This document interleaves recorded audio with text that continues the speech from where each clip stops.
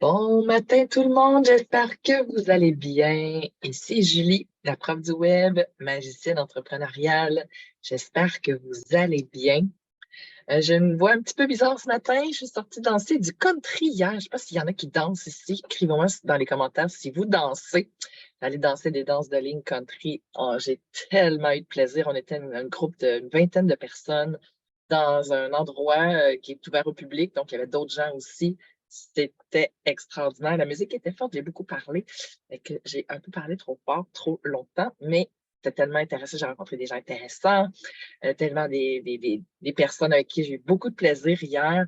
J'ai beaucoup dansé. Alors, c'est pour ça la voix ce matin. Alors, ben, il faut s'amuser dans la vie. Ça me fait tellement du bien de danser. Je ne sais pas ce que vous faites comme loisir pour décrocher du travail, pour avoir un équilibre de vie. C'est pas juste travail, travail, travail, travail. Il faut avoir un équilibre.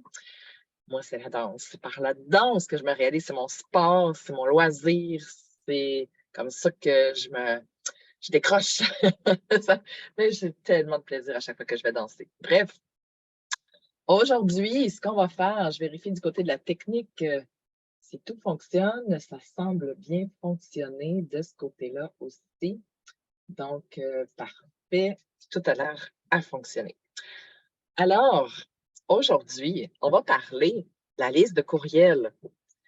Je sais qu'il y en a qui résistent à cette stratégie-là de Ah, moi, ma business, je l'ai mis sur Facebook, puis tout est correct. Ouais, mais Facebook ne vous appartient pas, hein. C'est ce que je répète tout le temps à mes clients. C'est déjà arrivé, puis je me souviens, j'étais en voyage à ce moment-là, puis j'arrivais pas à communiquer avec personne. Facebook avait complètement planté les serveurs pendant plusieurs heures, même vraiment beaucoup, beaucoup d'heures. Et les gens ne pouvaient plus faire de business. Tous ceux qui avaient une business sur Facebook se sont rendus compte à ce moment-là que d'avoir sa business sur Facebook, sur quelque chose qui ne nous appartient pas, c'était pas tant une bonne idée. De là, l'importance de posséder à l'interne, dans votre business, les courriels de vos clients. C'est correct d'utiliser Facebook en aparté, en complément, mais ça vous prend les informations de vos prospects et vos clients. Et il y a des lois qui régissent tout ça. Donc, on va parler de ça aujourd'hui. Déjà, si toute votre business est sur Facebook ou vos médias sociaux, vous devez avoir une prise de conscience aujourd'hui qu'il faut absolument changer quelque chose aujourd'hui par rapport à ça. Vous n'avez pas les coordonnées de vos clients. Si, je connais des experts qui avaient des milliers de personnes dans leur groupe Facebook. Facebook a fait une erreur. Ils ont fermé le groupe par erreur, par accident ou je ne sais pas quoi. Et ces gens-là ont perdu les milliers de personnes qui étaient abonnées à leur groupe Facebook. Ça ramène en arrière une business assez solide, là. Donc, les avantages de posséder sa liste de courriels, c'est parce qu'il y a un potentiel de maximiser vos conversions. C'est correct d'avoir un groupe Facebook, comme là, ici, vous êtes dans mon groupe Facebook, mais c'est parce que je vous envoie des courriels régulièrement, toutes les semaines, en donnant du contenu, que je réussis à maximiser ma liste courriel. Ce n'est pas uniquement avec Facebook et les médias sociaux que je fais ma business. C'est vraiment une stratégie de marketing par courriel qui fait partie de la grande stratégie en incluant là-dedans les médias sociaux. Donc, le marketing par courriel, c'est 40 fois plus efficace que les réseaux sociaux pour convertir des prospects en clients. Et ça, c'est une donnée qui me vient de McKinsey et compagnie. Donc, là, j'essaie juste de mettre ma tablette à quelque part parce que là, on a un petit problème technique. On va essayer ça comme ça. Okay. Donc, les avantages de posséder sa liste de courriel. Alors, vous avez le contrôle et vous êtes indépendant. Donc, vous ne dépendez pas de Facebook ou de d'autres médias sociaux. Vous avez le contrôle total sur vos communications, à quelle fréquence, le contenu, etc. Contrairement aux médias sociaux qui peuvent changer leurs algorithmes, leurs conditions d'utilisation ou même fermer des comptes, comme je viens d'en parler, une liste de courriel vous appartient et ne dépend pas de plateformes tierces. Ça, c'est hyper important. Parce qu'il y a une valeur à chacun des courriels. On peut calculer la valeur de chaque courriel que vous avez dans votre liste. C'est monétisable, une liste de courriels. Un autre avantage d'avoir sa liste de courriels, c'est le taux d'engagement. Les courriels ont généralement un taux d'ouverture et de clic plus élevé que les publications sur les réseaux sociaux. Ça signifie que les personnes qui reçoivent vos courriels sont plus susceptibles de les lire et d'interagir avec votre contenu. Un autre avantage de posséder sa liste de courriels, c'est la personnalisation. Avec une liste de courriels, vous pouvez segmenter votre audience et envoyer des messages ciblés en fonction des intérêts et des besoins de chaque groupe. Les médias sociaux ne permettent pas une telle personnalisation de la communication. Et moi, je fais ça dans mon entreprise. Ceux qui sont déjà clients ont des courriels autres, ceux qui ne sont pas clients ont des courriels différents. Donc, je peux segmenter ma liste comme ça. Confidentialité. La communication par courriel, c'est considéré plus privé et confidentiel que les médias sociaux où est-ce que là, tout le monde voit les messages que vous écrivez. Donc, les utilisateurs sont plus enclins à partager leurs informations personnelles, telles que adresse courriel, avec une entreprise de confiance plutôt que de les diffuser sur les médias sociaux. On ne va pas personne laisser notre adresse courriel sur les médias sociaux. On ne fait pas ça. Aucune information personnelle. Puis aucun échange personnel non plus. Les échanges personnels, c'est plutôt par courriel que ça se fait. Donc, en résumé, une liste de courriels, c'est une banque de clients potentiels. Il est donc primordial de ne pas négliger son importance. Les médias sociaux et la liste de courriels, ce sont deux canaux de communication complémentaires qui permettent d'atteindre des objectifs différents. En possédant votre propre liste de courriels, vous contrôlez directement la communication avec vos clients et prospects, ce qui vous permet de construire des relations plus profondes et durables. Mais là, ce n'est pas tout, là. Quand on possède sa liste de courriels, il y a des lois qu'on doit respecter. Donc, je vais vous parler un peu du côté légal de posséder sa liste de courriels. Il y a plusieurs lois qui s'appliquent. Donc, au Canada, il y a la loi C-28 et la loi 25. Je vais parler de ces deux lois-là. Et en Europe, par exemple, il y a le GDPR aussi qui s'applique. Et tout ça, c'est en lien avec posséder les informations personnelles de prospects ou clients. Courriel est une information personnelle de client. Donc, ça prend le consentement pour pouvoir posséder les informations personnelles de nos prospects ou clients. Il y a une notion de consentement qui est évoquée au niveau de la loi. Donc, je vais vous expliquer donc les principes qu'on doit respecter, qu'on doit appliquer pour obtenir le consentement express ou tacite. Il y a deux types de consentement. Donc, au niveau de la loi C-28, la loi, en résumé, là, dit ceci: pour que la personne ait donné son consentement express à recevoir vos communications. Déjà, sur le formulaire de captation de courriel, la page d'opt-in, la landing page, il faut informer la personne qu'en s'inscrivant à votre liste de diffusion, elle va recevoir régulièrement des courriels.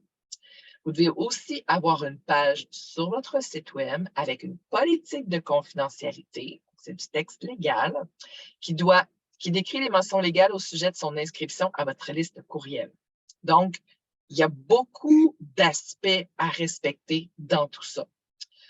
Il est donc interdit d'envoyer un courriel commercial, sauf s'il y a consentement express ou tacite.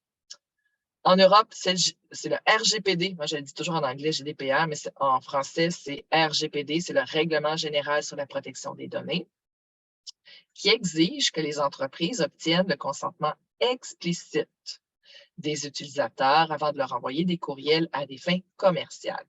Il est donc essentiel de se tenir informé des réglementations en vigueur dans les pays où vous exercez vos activités et de les respecter rigoureusement. N'oubliez pas que respecter le consentement de vos abonnés, ce n'est pas seulement une question légale, mais aussi une question de respect et de confiance. Notez bien, même si vous êtes au Québec, vous devez vous assurer que votre formulaire de captation de courriel respecte toutes les lois. Si vous êtes en France, c'est pareil. Vous devez vous assurer que votre formulaire respecte toutes les lois. Si vous êtes en France, vous pouvez faire du commerce au Québec, mais la loi n'est pas la même. Il faut respecter la loi du Québec aussi.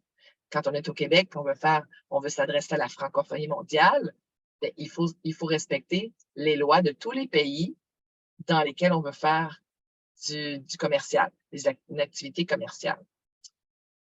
Il y a des différences entre ces différentes lois-là. Il faut bien s'informer et il faut les respecter. Donc, le consentement express, il y a, donc, je vous ai nommé qu'il y avait 2 types de consentement, express ou tacite. Donc, si je commence avec le consentement express, qu'est-ce que c'est? C'est lorsque l'abonné donne explicitement son accord pour recevoir des courriels de votre part. C'est une pratique qui est fortement recommandée pour garantir une communication saine et respectueuse des droits des utilisateurs et des lois en vigueur. L'utilisation du consentement express permet d'assurer une meilleure qualité de votre liste d'abonnés, puisque personne ne s'y trouve de prime abord réellement intéressé par vos contenus, parce que les personnes qui s'y trouvent sont de prime abord réellement intéressées. Donc, les 4 façons d'obtenir un consentement express, qui est indispensable d'être transparent et clair avec les utilisateurs. Numéro 1, l'acceptation verbale.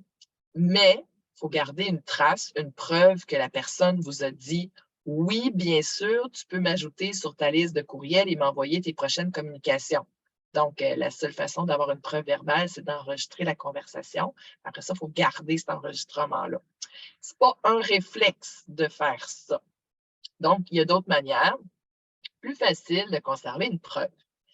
Numéro 2, la preuve électronique. Donc, vous pouvez avoir cette information par le logiciel que vous utilisez pour la captation de courriel. Moi, je le vois, là, telle personne s'est inscrite à telle heure, tel jour. J'ai toutes ces informations-là. Donc, c'est les informations qu'on peut avoir. Donc, c'est une preuve qu'ils ont consenti, car c'est eux-mêmes qui ont entré leurs informations pour recevoir vos prochaines communications. Puis, on peut aussi utiliser une case à cocher sur le formulaire d'inscription qui précise clairement que l'utilisateur accepte de recevoir des communications promotionnelles ou des courriels promotionnels ou informatifs. Dans ce cas-là, il n'y a aucune ambiguïté. L'abonné a clairement exprimé son souhait de recevoir des courriels de votre part. La preuve papier, vous devez conserver la preuve écrite du consentement de votre client. Par exemple, si vous faites un concours, vous devez inclure les petits billets électroniques, là, sur les petits billets électroniques, une case à cocher. Par exemple, je consens à recevoir les prochaines communications de Madame X. Puis vous devez conserver ces billets-là de concours comme preuve papier. Il y a aussi mettre en place un double opt-in. Moi, mon logiciel me permet de faire ça. Donc, après l'inscription, l'utilisateur reçoit un courriel de confirmation. Pour valider son inscription, il doit cliquer sur un lien. Donc, il s'inscrit, il reçoit un courriel. Il doit cliquer sur « Oui, je consens à recevoir des courriels » et là, il va recevoir le courriel pour lequel il s'est inscrit. Ça, c'est un processus qui garantit que l'utilisateur est bien conscient de son inscription et qu'il souhaite recevoir vos courriels. C'est la meilleure méthode pour prouver le consentement express. Maintenant, le deuxième type de consentement, c'est le consentement tacite. Donc, pour le consentement tacite, il est important de se rappeler qu'il s'agit d'une pratique moins recommandée parce que vous devez démontrer avoir une relation d'affaires avec une personne sans pour autant qu'elle vous ait donné son consentement pour recevoir vos communications. Donc, voici 7 types de consentement tacite. Il y a la demande de renseignements. Si quelqu'un vous a demandé des renseignements sur votre entreprise, ça reste valide 6 mois. Une demande de soumission, ça reste valide 6 mois. Un contrat, si vous avez un contrat avec quelqu'un, ça, c'est valide 24 mois. Un achat effectué, c'est valide 24 mois. Si vous avez la carte d'affaires de la personne, c'est aussi valide pour... Là, je n'ai pas l'expiration, mais si vous avez sa carte d'affaires, ça peut aussi être utilisé en tant que consentement tacite. Si lors de l'inscription à un service ou à un site e-commerce, vous informez l'utilisateur qui recevra des courriels, il est essentiel de préciser que l'utilisateur pourra se désinscrire à tout moment. Et l'utilisation des données collectives lors d'un événement, d'un salon professionnel, d'un webinaire pour envoyer des courriels aux participants en supposant explicitement leur accord. Dans ce cas, il est important d'inclure un lien de désinscription clair et visible dans chaque courriel envoyé. Dans le fond, ce que vous devez faire, c'est d'essayer de convertir le consentement tacite en consentement express. Ça, c'est ce qui est le plus facile. Ensuite, au niveau des obligations légales, vous devez, quand on utilise la stratégie de marketing par courriel, l'objet du courriel doit toujours être directement en lien avec le contenu de votre courriel. Ça fait partie de la loi. Il y en a des fois qui écrivent toutes sortes d'objets, mais ça fait partie de la loi à respecter. L'inclusion d'un lien de désinscription, c'est obligatoire que dans le bas des courriels, il doit toujours y avoir un lien pour se désinscrire à tout moment. Et la transparence sur l'expéditeur, on doit fournir 2 des 3 informations suivantes. Notre adresse postale, notre adresse électronique et notre numéro de téléphone. Donc, l'adresse électronique, c'est l'adresse sur laquelle on envoie. Puis, il faut écrire notre adresse postale dans le bas du courriel à côté du lien « Se désinscrire ». C'est obligatoire. Au Québec, à l'automne 2022, il y a une nouvelle loi qui est entrée en vigueur aussi, c'est la loi 25, qui vise à protéger les renseignements personnels des individus dans le secteur privé. Donc, si vous êtes en affaires, vous avez une liste de courriels, vous êtes concerné par ça.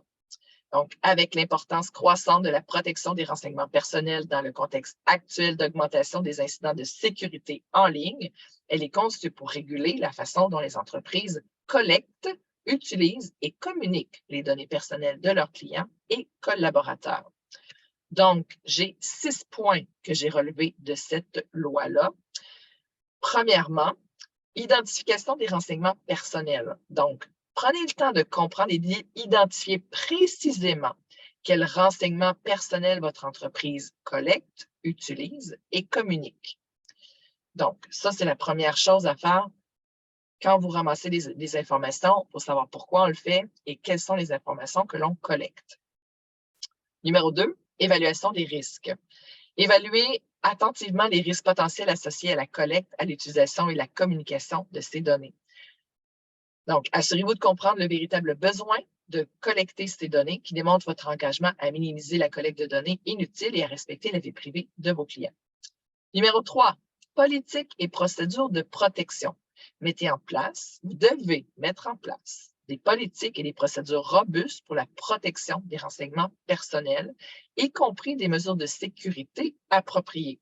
Ça illustre votre engagement à fournir un environnement sûr pour les informations personnelles et à prendre des mesures proactives pour prévenir les violations de données. Numéro 4, il faut nommer un responsable de la protection des renseignements personnels. Donc, dans votre entreprise, vous devez nommer un responsable, une personne responsable qui est afficher ses coordonnées. Ça va démontrer votre transparence et votre volonté de responsabiliser une personne spécifique pour cette tâche cruciale. Donc, il faut s'assurer aussi que nos employés sont formés à la sécurité de l'information, ce qui montre votre engagement à éduquer votre équipe sur l'importance de la protection des données. Numéro 5, consentement éclairé. Avant de collecter, utiliser et communiquer les données personnelles d'un individu, demander et obtenir son consentement éclairé. On a parlé plus tôt en lien avec la loi C-28. Et numéro 6, le respect des droits individuels. Donc, respecter les droits individuels en leur accordant l'accès à leurs renseignements personnels et en les corrigeant si nécessaire. Ça démontre que vous reconnaissez et respectez l'autonomie de vos clients et de leurs informations. Donc, ce qui est à retenir, c'est qu'il y a, quand vous faites du marketing par courriel, en fait, l'importance d'avoir une liste de courriels qui vous appartient, c'est que vous n'êtes pas dépendant d'une plateforme tierce, vous ne dépendez pas des réseaux sociaux ou de Facebook pour votre entreprise. C'est nécessaire de posséder sa propre liste de courriels et ça vient avec des obligations légales qui sont liées à ça. Le point central à retenir, c'est que c'est important d'établir une relation de confiance avec votre audience en obtenant leur consentement et en respectant les réglementations en vigueur. Les réseaux sociaux, c'est parfait, mais c'est complémentaire. Vous devez posséder votre liste de courriels. Alors, je vous recommande d'aller de l'avant, de mettre en place ces stratégies-là. Et si vous avez besoin d'aide pour bâtir tout un tunnel de vente, pour créer, pour aller récolter des adresses de courriel de façon éthique, haute fréquence, dans le respect des lois, nous ici, à l'interne, chez la Prof du Web Inc., on respecte toutes les lois en vigueur et c'est ce qu'on enseigne à nos clients aussi. Donc, si vous avez le goût de créer un tunnel de vente et vraiment d'augmenter votre liste de courriels et que vous voulez amener votre entreprise à un autre niveau, j'ai un service qui est offert qui est le propulseur de tunnel de vente, où est-ce que je vous accompagne pendant 6 semaines. On va créer tous les contenus éthiques et haute fréquence dans le respect de vos valeurs et de votre mission. Et on va s'occuper de toute la mise en ligne technique, toute l'intégration web, on s'en occupe pour vous et c'est livré clé en main avec toutes les instructions aussi pour mettre en place votre publicité Facebook. Si vous voulez créer une formation en ligne, pour créer si vous voulez être accompagné pour créer une formation en ligne, j'offre ce service-là aussi, bien entendu. C'est mon offre principale. Alors, vous pouvez prendre un appel avec moi. Le lien est en haut ou en bas de cette vidéo, dépendamment sur quelle plateforme vous la regardez en ce moment. Et je vous invite à prendre un appel. Ma prochaine cohorte de groupe va commencer le 19 juin. Il me reste quelques places. Si vous voulez découvrir mon univers, vous pouvez télécharger mon PDF, les 7 étapes de planification pour passer d'une idée à la création d'une formation en ligne. Le lien est aussi dans la description de cette vidéo.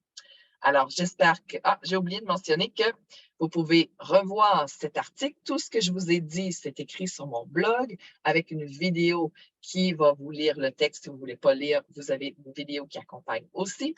Alors, c'est disponible sur mon blog. Ça vient d'être publié il y a 2 minutes. Donc, c'est maintenant accessible. Le lien est dans la description. Vous pouvez accéder à cet article de blog avec toutes les notes de ce que je vous ai mentionné. C'est ce que vous allez pouvoir avoir accès à ça et pouvoir le consulter au besoin pour pouvoir être bien informé et appliquer les lois en vigueur dans votre entreprise.